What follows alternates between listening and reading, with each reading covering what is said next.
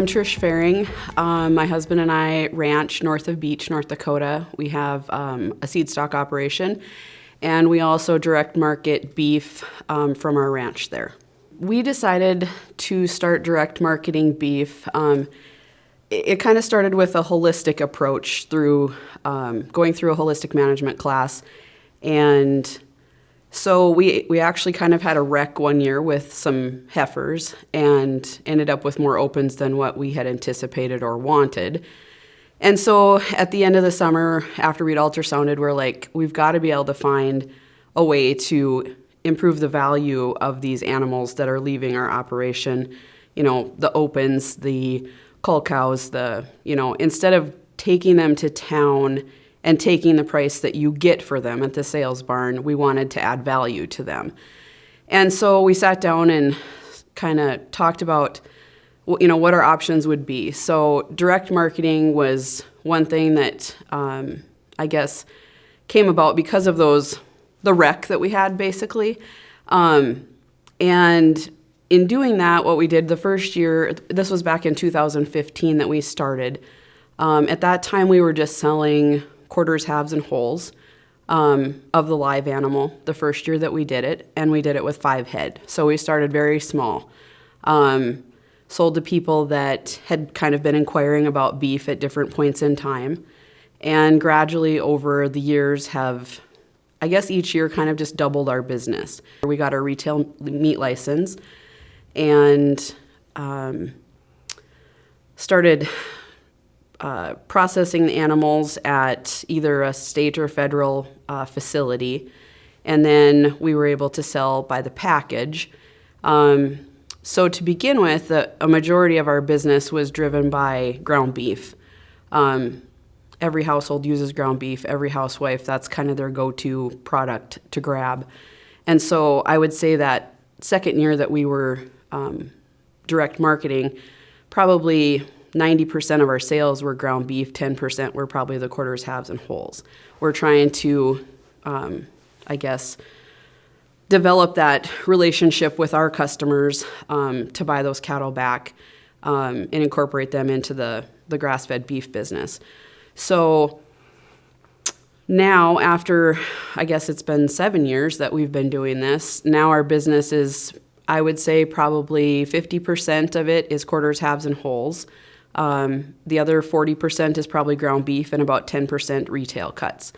The reason why we've decided to kind of to focus more on the ground beef and the quarters, halves, and wholes, the bulk beef, is it's a time factor. You sort it when you bring it home, then you have to sort it again when somebody wants to buy one package of steak or one package of roast.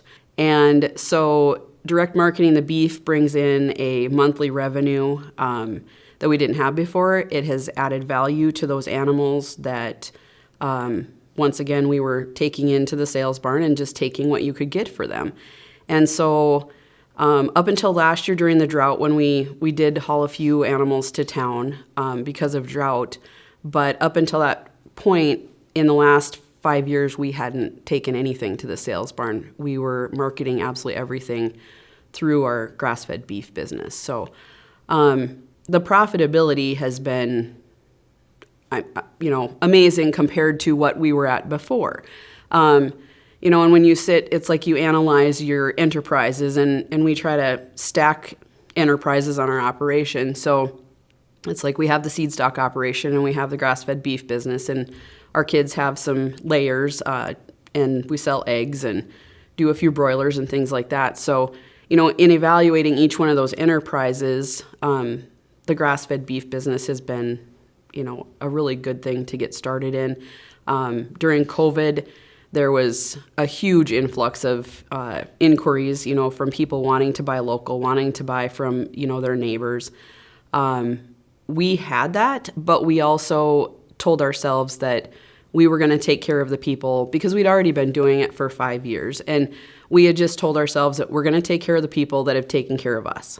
So we did not go after expanding our business a bunch during that time period, but rather tried to, maintain at that point. And that's basically what we've done, throughout the last couple of years.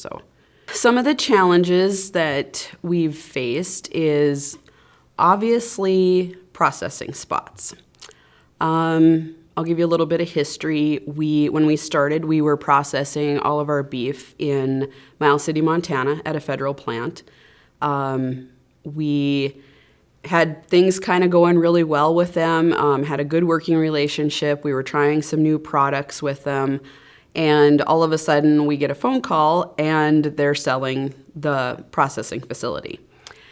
And so the new owners, we talked to them, and we went from having 4 spots booked on a monthly basis to them saying, you need to call in every Monday morning and see if we have room for you. So you might get in and you might not. Well, it's kind of hard to have a business model and a marketing plan when you don't know whether or not you're going to get these animals processed. So we scrambled a little bit. I contacted several other processing facilities, one of them that I had been in contact with multiple times during this 2 to 3 year window. And they were gracious enough to squeeze us in with a few spots, and we got a few in someplace else. And we were kind of maintaining, is about all we were doing. There definitely was no increasing the numbers that we were doing at that point in time. We were doing a delivery to Dickinson one evening and ran into a friend of ours, and they also direct market beef. And so after we were both done delivering to our customers, we decided, well, let's sit and visit for a little bit. And so he had asked us, he said, well, have you guys ever considered buying in on a processing facility? And so we're like, well, if the right opportunity came along, it, would be something to definitely consider. And so over a period of about 4 months, we went from scrambling to find processing spots to investing into a processing facility. And so there are 6 owners in the processing facility, and we have 50 shares in that. So we can take in for a little over 4 head a month to that facility. And that has completely changed the ball game. I mean, having that security of knowing, here are your slots every month. Marketing is always a challenge, and trying to decide where to market, how much to spend on marketing. In our location, we live north of Beach. So to go to Glendive, Montana, it's an hour. To go to Dickinson, it's an hour. And I've had several people ask me about shipping.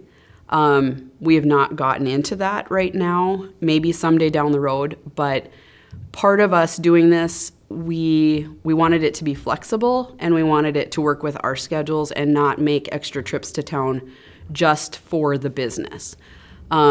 So those trips that I used to make to town to get groceries, or maybe it was a parts run or feed run or something like that, we would compile that with a beef drop at the same time. For us, as far as marketing, most of our marketing we do is through social media. Most of my orders come through Messenger with my customers. Sometimes text messages, but most of the time it's through Messenger. So we try to advertise on the local buy-sell trade pages. The plant that we purchased was a custom slaughter plant to begin with. Had been there for quite a few years, and so we decided to convert that over to a federally inspected plant. So that we were able to do that in, July of 2020. So yeah, it's been a great investment for us, another source of income, another stacked enterprise for our operation. So some of the resources when we first started out there's kind of, I would say, a fear of working with the Department of Agriculture or the local health department. You go through the state to get your retail meat license. We pay the same thing that Cashwise pays for their, direct marketing retail meat license. But we've come to find out, as long as as long as you're following their rules, they're your friend. I mean, they're on your side. They want you to succeed. They want you to do well. So I have used them as a resource in, making decisions for our own operation. A good friend of mine, when we first started, and this was actually when we were doing our broilers to begin with, mentioned the Farm to Consumer Legal Defense Fund, which is an organization you can become a member of. And don't be afraid to ask questions if you don't know how to do something.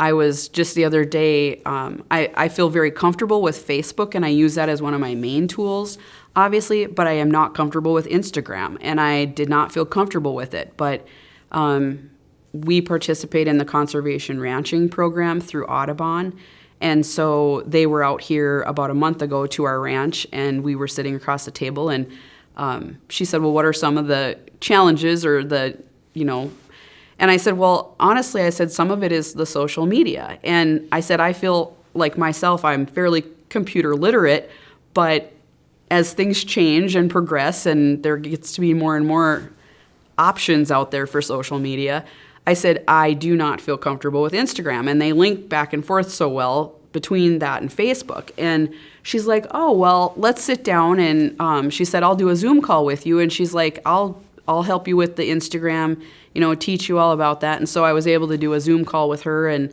kind of get, she had a couple of little documents put together that would help me kind of walk through it. And in the meantime, my husband and I, we have a 14-year-old daughter, so I sat her down the other night and I said, would you be interested in, I said, I could pay somebody else to do this, but I said, would you be interested in, let's just say I give you a goal of 1 post a week, for the grass-fed beef business. Maybe we work it into 2 over time. Would you be interested in doing that? And so she was all excited because the kids love social media. So I'm hoping that a challenge can become a positive over time as long as you have the right resources or you visit with the right people. I enjoy going to the farmer's market and visiting with people. He, on the other hand, that is not his personality. He likes to go do the beef drops. He likes to deliver the quarters, halves, and wholes to people and, have maybe sometimes it's a 5-minute conversation and sometimes it's 45 minutes. So he enjoys that part of it. He also takes care of, making sure that we constantly have cattle lined up for those slots every month. Making sure that they're on, a diet that's going to get them to a certain weight by a certain date. And, that's always a challenge and a struggle.